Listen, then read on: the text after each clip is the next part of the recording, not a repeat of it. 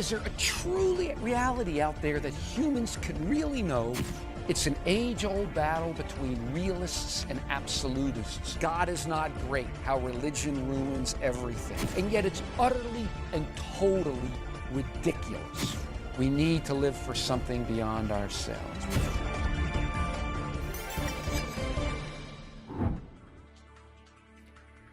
Thomas Nagel is a writer and an intellectual, and he wrote a great book called The Last Word. It's kind of a defense of reason and rationality against the rampant subjectivism of this day and age. He really is a brilliant and a very deep thinker. But that's not what I want to look at today. I don't want to look at that aspect of his book. There's one quote in the book, just one quote that caught my attention, and I want to think through what he means by that quote, because there's really some very fascinating implications. Some of them I think are kind of creepy. Anyway, listen to this quote from this brilliant New York intellectual. He said, "I want atheism to be true, and I am made uneasy by the fact that some of the most intelligent and well-informed people I know are religious believers. It isn't just that I don't believe in God and naturally hope that I'm right in my belief. I hope that there is no God. I don't want there to be a God. I don't want the universe to be like that." Close quote. I don't want the universe to be like that? Like what? Like what? He doesn't want it to be any more than what the secular thinking says it is, which is what? Basically, he's saying he wants the universe to be basically just billions of years ago, a bunch of gaseous clouds somehow coalesced into hard matter, and out of which life arose by chance, no meaning, no purpose, just, no end other than nothingness and meaningless, out of which we first arose. I mean, it's hard to find how meaning could arise out of meaninglessness. It's like adding up a bunch of negative integers and thinking you can get a number beyond zero. And that's pretty much what the secular atheist worldview offers. No, not pretty much, that's all it offers.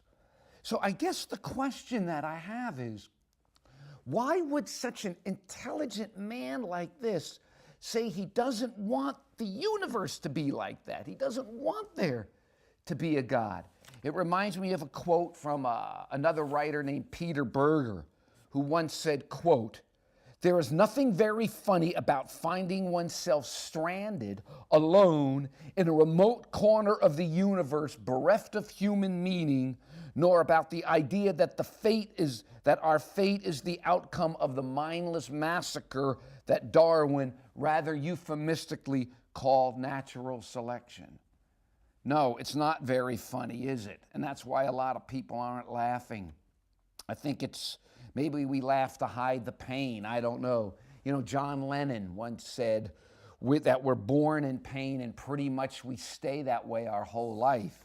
I mean, that was John Lennon. Here was a man who had pretty much everything the world had to offer, and yet that was how he described it. Pain, pain, pain. Look at this quote from Bertrand Russell, one of the most logical, intelligent atheist thinkers of the 20th century. Unless you, quote, here's Russell, "Unless you assume a God, the question of life's purpose is meaningless." Well, that's a very logical conclusion from a very logical man. I agree with him 100%. But all this comes back to the question, where is Thomas Nagel coming from? Why doesn't he want there to be a God? Why doesn't he want the universe to be like that? Does he want it to be meaningless? I find it very hard to believe that deep down Nagel really believes his life is meaningless, or that his existence is meaningless, even though in a godless universe that was created with no purpose, no end in sight, no forethought, nothing planned, no end, it's just there. Ultimately, I don't know how you could see it as anything other than meaningless. How do you get meaning? How do you find meaning out of a universe, a godless universe that arose by chance alone? I don't know. I haven't been able to figure that out. So what is Nagel talking about here? Why does he want the universe to be like that? I think, though, I have an idea. And I want to do it. I want to give you a quote from Fyodor Dostoevsky, from one of his characters, the Brothers Karamazov. Or I think it comes from here. Whatever it was attributed to Dostoevsky. If there is no God, everything is permissible. Supposedly Dostoevsky said that, and maybe he said it in Brothers Karamazov. If there is no God, everything is permissible. Whether you agree or not, this is what I think is going on with Nagel. And that is, that's the whole idea of morality.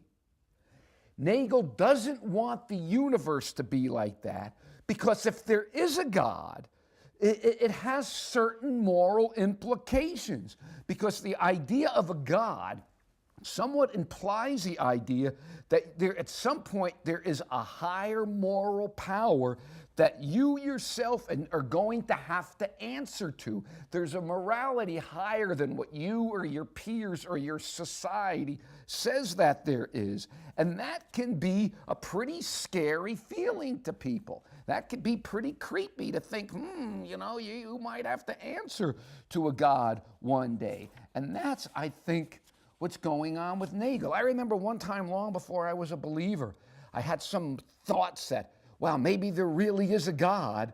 And suddenly I started thinking, well, if there really is a God, then there might be somebody I might have to answer to. Now, I don't know anything about Nagel. I don't want to say anything about the kind of person he was. He might have been a very kind, moral person, a very good man. I don't want to get into that. And I don't want to get into the argument that if you have to believe in God in order to be good or moral. I don't want to get into that at all. But at the same time, I think what you're dealing here with Nagel is he didn't want the universe to be like that, because I think his fear was a moral fear. After all, it's a little scary, isn't it? This idea that there just might be a God up there. There might be a God up there who will one day make you answer for some of the things that you have done. Maybe society doesn't say it's bad, or maybe even your own conscience. Maybe it nicks you a little bit, but not that much, and you can quell it. But this idea of that I think Nagel touches on this whole idea of where morality comes from, and that you might have to answer for something greater than yourself. You know, American actor Jackie Gleason was known to have lived a pretty, let's say, immoral life. He had done some, at least what's known, not some of the nicest thing, and he was on his deathbed, and Gleason says, I guess he had some guilt, he says, I sure hope God has a sense of humor. Well, we'll see. But Nagel's quote does touch on this important concept, whether he realizes it or not, this concept of where does morality come from? Do you think it's all relative? It's all relative, and it's a position that I think if you really think through, you'll find fraught with numerous problems and questions. Again, this doesn't mean that people who don't believe in God are immoral. You have to believe in God to be moral. I'm not saying that. I mean, I know some pretty nasty people who are religious, and sadly, they get their nastiness seems to stem from their religion itself. I'd like to think it's a misinterpretation of their religion rather than from their religion itself. But it does raise the question, though, where are our moral values rooted in? Where do we get our sense of right and wrong? And is there going to be, in the end, some kind of final justice, some kind of final reckoning, or not? You know, think about if there's not. Think about if this world is it, and the justice we seek, quote unquote justice, or the lack of justice that we see, if that's it, if there's nothing else. You know, in some places, you know, we see how false the courts are. In some countries, a woman gets raped. She's assaulted and raped, and what do? They stone her. She brought disrepute on the family. People get away with horrendous crimes and nothing happens. There's no justice, and they live old and they live lives and happy lives and on. And there's no justice, and we're stuck here. Just, you don't like it, lump it. Albert Camus once asked if there's anything that transcended the world. That is, I think, the most crucial question. Because if there isn't anything that transcends the world, if there is no God, if the universe is as Nagel wants it to be, then guess what, folks? This is it.